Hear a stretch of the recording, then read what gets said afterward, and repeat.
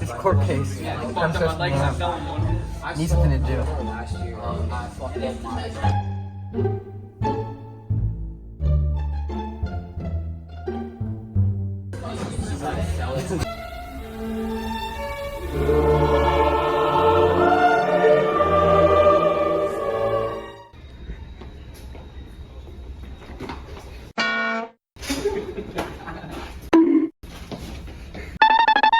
Chicken.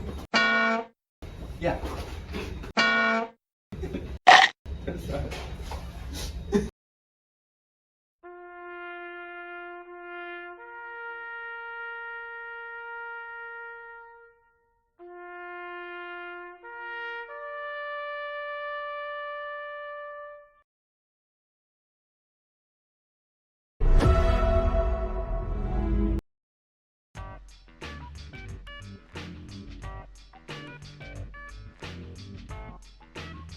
We will relate this measurement to our mission on Mars by measuring, calculating, and monitoring a breathable oxygen system for our prison.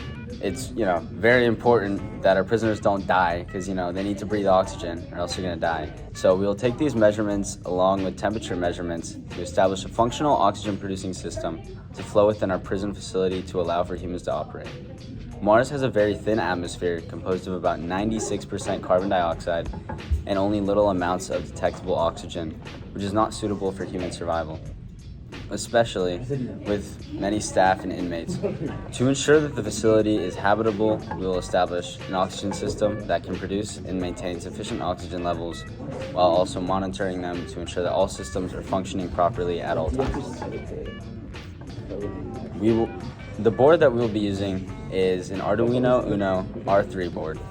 The Arduino Uno is an open source microcontroller board that is used to download code that has been written in software and used to function with other components connected to a circuit.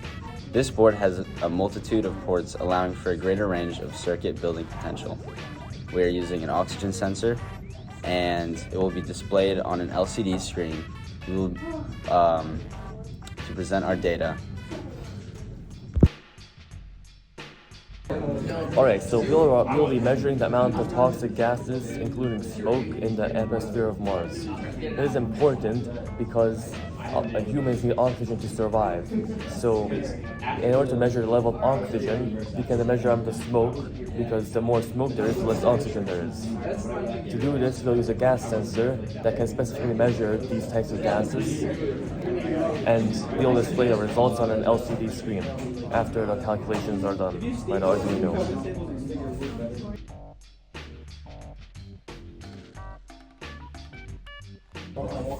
Some of the components that we'll be using in our project will be the Arduino Uno R3 board, which the Arduino board is where our code will be downloaded for our circuit to function as a programmed. The Arduino board, along with the other components, will have to be constructed properly so that it will function. Another one is the breadboard, and the breadboard is where our gas sensor and LCD screen will be connected to, not only to help organize the circuit, but also allow for the circuit to properly operate.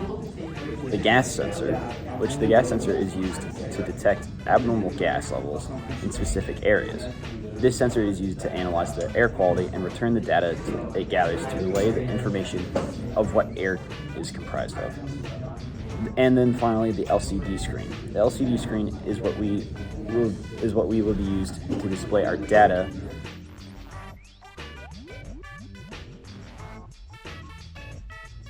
The following is a compilation of our team working on the project. Here is how we all work together to complete our task, along with working on the final circuit, as well as the problems we faced and the solution we discovered to fix our problem. Okay, so Gabe, what's going on here? We're trying to figure out our gas sensor. And what's the problem with it? It's not connecting to the Arduino. First, I was like, Alright, so you guys are planning to fix it. What's going on, Jelenka? The gas sensor isn't connecting though to the Arduino for some reason. I don't know why. Alright, well, we're gonna have to do some problem solving here to get this through. It can change. Oh, we're still not connected. Wait, how did I connect this again? Okay, so what did you guys do to fix the circuit? So apparently, like, this circuit is supposed to change its resistance based on the gas, what's it called? Concentration of gas it measures. So at first I didn't think it should matter that the orientation of the wires, like which way is plus, which way goes ground. So is it like an AND gate or something? Well, like, see these red wires? Yeah. These are connected to plus 5 volts, but they were connected originally here to plus 5 volts on this side. And I didn't think that should change anything because it's like based on resistance or something. But apparently it does, because now that I swapped it, it works. So I'm gonna record this too. Alright, this is good. So okay, what did you do in this portion of the project? Well, I facilitated in Daniel figuring it out, you know? I ran it a few times. I didn't figure anything out, but he did. That's what we got. They're calculating the quality, air quality,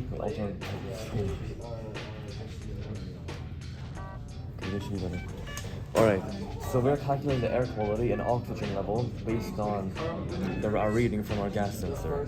Our gas sensor output in a range of from 0 to 365, or around 365. Or that's based on our observed, like our experimentations with it. Since it outputs until 365, we can scale it to between 0 and 1 to get the percentage of air quality, which is displayed here. As you can see, if you move it closer, it decreases the quality. However, since a higher value is given by the gas sensor when the air quality is less, we actually have to invert it. 365 minus sensor value. And then that's the air quality. And then to measure oxygen, what we're doing, the normal oxygen values are about 21 to 22% in the air. So we can just reduce or subtract a certain number from that based on the air quality. For example, if the air quality is 0%, we can just subtract like 14% from the oxygen level, which we get 8% air oxygen level, which can be very dangerous for humans. So, though our group experienced a multitude of troubles, through trial and error, we eventually came down to a decision and solution to our problems that we faced during this task. Now, we move on to the problem and solution set.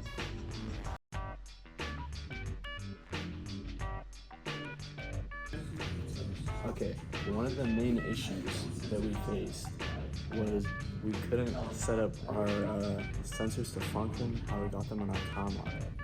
The second issue we faced is that our sensors had connection issues with how we were trying to put them in our breadboard. We resolved these issues by doing a workaround.